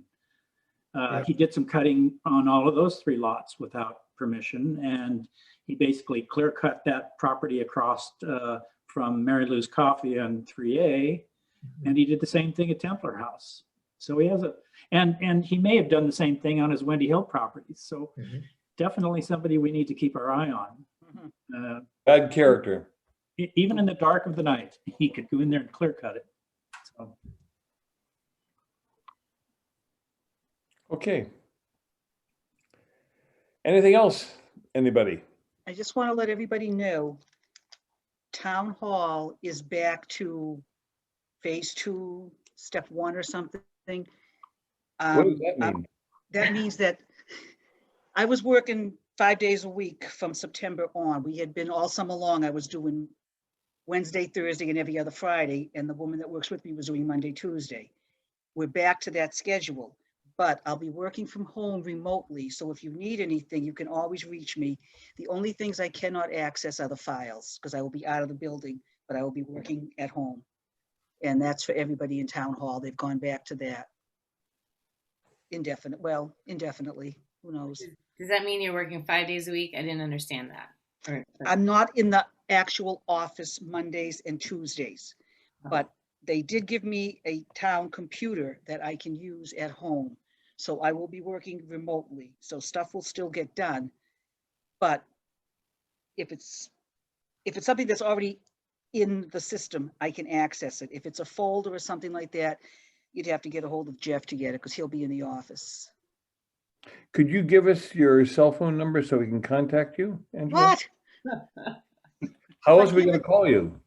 How else you're going to be at home? You got to be contactable. Are you ready? 781 Okay. 964 964 3597. Fine. We will not abuse the privilege, Angela, I guarantee it. I'd like to see you try, Eric. 3597. Yeah, then I can be reached. That's no Okay. problem. But you know, it's really essential. If you're going to be working from home, we can send you emails, but you know, very often we have to get pieces of information like this evening when I had to contact you right Yeah, before. I can, yeah, that stuff, if it's helpful anything to that's in have the a telephone computer. number. But it's just if you say, I need to look at a file, I can't get anything that's in the office until I'm in on Wednesday. Okay. Well, Eric, just a quick point. Sure. If we do end up doing additional Thursdays, I will try my best to reschedule shareholder meetings, but we're distributing vaccine and doing all kinds of crazy stuff. So we've got a lot of late night meetings. So I'll do my best, but I just want to put that out there. yeah, I I'm mean, not blowing you yeah, you off. have the option of listening to the recording. Yeah, that and I had the problems with that. That's time to why do I that? abstained. I was trying since like, I don't know, 3:30 off and on today to try to get access. So Yeah. I don't know if it's a problem with the recording itself or just the connectivity with the weather. I really don't know, but I couldn't. How did you get to the recording, Trish? I went onto OneDrive to shared conservation. I have to go back in my brain. 2020 recordings. There's I don't know what it is offhand, but everything is on YouTube, and I think the town has its own YouTube channel. They do. So I've never gotten to it that way, but I think anybody from the public can get to it that way. We'll figure out what the link is and send it If to you everybody could because Is it that shouldn't be easy? that hard at all. Everything's If you available. could send on the YouTube. procedure out, Jeff, by email, that would be very helpful. Yeah. I think it's that's on the town easier. website. I think it's on the town website too, Okay. how to get into it. I think it is in any meeting that's done like this, the Zoom ones, they all get edited and then they get posted so you can see anything. How soon? I didn't even think to go on the town website. I was going on the OneDrive. I'm on the OneDrive right now, and I don't see the last recordings that are actually on the OneDrive are from March, and it was all pre-COVID. There are none of the Right. none of the recordings from any meeting since March pre-COVID have been uploaded onto the OneDrive. The only way would have been able to listen to a meeting, say like 2 weeks ago, is to, which I've had to do a couple times, is you've got to send a special request to Jen Oram or someone in town hall. We had this with the whole Rustway incident, trying to go back and listen to the tape. They're on a special YouTube link. And if they are on the town webpage, that would be great. I've never seen it. I haven't missed any meetings, so knock on wood, haven't had to worry about it. But if we could get those meetings uploaded to OneDrive, that would be great, especially with some of the larger projects coming up. Yeah, because once I got to the folder with the recordings and I clicked, it just never got anywhere. Yeah, I you're not didn't gonna, think to look. there's nothing there. You were wasting your time. Yeah, I definitely was wasting But my let me, time. I'll work with Jen Oram. Okay. But she does the website and everything, and I'll see if there's a way that I can also receive them and put them on OneDrive. I'll see what we can do. Thanks, Angela. And then one other quick thing, Eric, is that an email had gone out from Jeff that you forwarded from HR that didn't have our email addresses about a training on open hearing forums that I guess took place this past Monday. Yeah, are they gonna? There was sent out by HR. It was Right. kind of a voluminous thing that went out to about 150 people. Yeah. Yes. Are they going to do that again? Only because I wouldn't have been able to make it with a week's notice or less than that, but I'm sure a lot of other people didn't. I have no idea how they Okay. determined the distribution list on these. It was Yeah, me meta. too. Some of us were on it, some of Yeah. us weren't. Yeah. And by the time I actually got into it, it was a bit too late for me to do much about it, unfortunately. Oh, no, it wasn't. Jeff had actually sent it out and I appreciate that. I just was hoping they'd do it again because I couldn't. I can Whether find that- out. you I di- can find out. Yeah, though there was a message, you're right, that did go out. The problem was there was no link to any Oh, Zoom God. meeting. All it said was, hey, Monday night, there's gonna be this mandatory training about open meeting. That was it, period. Yep. There was no follow-up, there was no meeting link, there was no Zoom link, there was nothing to follow. So there was nothing for anyone to click onto because they're Okay. listening to, because there was nothing there. I had to make a request to them to provide you a link Yeah. because I ended up listening to it. I listened to it and I Yeah, would I like to did do it too. again. So I assume it was recorded since it was on Zoom. If that could be, if it was recorded, that could be uploaded to the OneDrive or that YouTube link, that would be great. That would be wonderful. Who is it that we talked to request things to be put on the OneDrive that have been recorded, Jay or Jeff? Yeah, I was just going to say, I'd have to probably contact Ron from IT and see if he can take the video off of YouTube and put it on OneDrive. You probably link it, I don't right? even- Tell me, is there anything wrong with it being on YouTube? Is it of good quality and timely? Oh, yeah. Yeah, that's good. Perfect. I mean, then that ought to be the way we go, I would think. The problem is you have to get the link. I've only had to do it once and I would go back to the Rustway incident where Okay. on tape, when we had to fill out the denial order of conditions, where yeah. Jeff and I went back to that and listened to the tape over and over to try and document the exact findings and what was stated at the hearing. And when I had to do that, I went to Jen Oram, I believe, Yeah. and she had to request it. And it literally took 2 weeks from the time she I remember requested that. it to Yeah, come back. I remember that. But so going through YouTube it's not a regular thing. It's a one-off thing that happens. Everything is uploaded to YouTube, and there is a special link through the town webpage, but you have to request it and you have to know where you're going and how to get to that point. But it's not like not like the old recordings pre-COVID where Angela would just take the tape and upload it on to Right. the OneDrive. But Yeah. it's, but it does need, in my view, it needs to be addressed. It needs to be done. Don't So- we legally have to have these recordings available Yes, for anybody who wants to listen to them? yes. Okay. Should include that in the training on the public hearing forum. It actually was on the training. Yep. To be discussed further, all right? Actually, so this commission voted about maybe 4 years ago, and I'm looking around, and Eric, you may have been on it. Angela, I'm sure you remember, the commission specifically voted to not destroy any tapes because we were told years ago, when we started to do the minutes got very extensive and quite frankly long, and there was a lot of information in the minutes, and we decided that we didn't need to have all that information in the minutes. If people wanted to listen to what happened or get the findings, they could just go back and listen to the tape so that the meeting minutes could be shortened. The problem was our town manager was basically the tapes got lost for whatever reason. The tapes were lost. So this commission voted to never ever destroy any tapes of any Conservation Commission hearing. So we should have all of those tapes on hand in the event that somebody needed to listen to them. Do we need to make an amendment that audio tapes are now videotapes? Are there YouTube videos?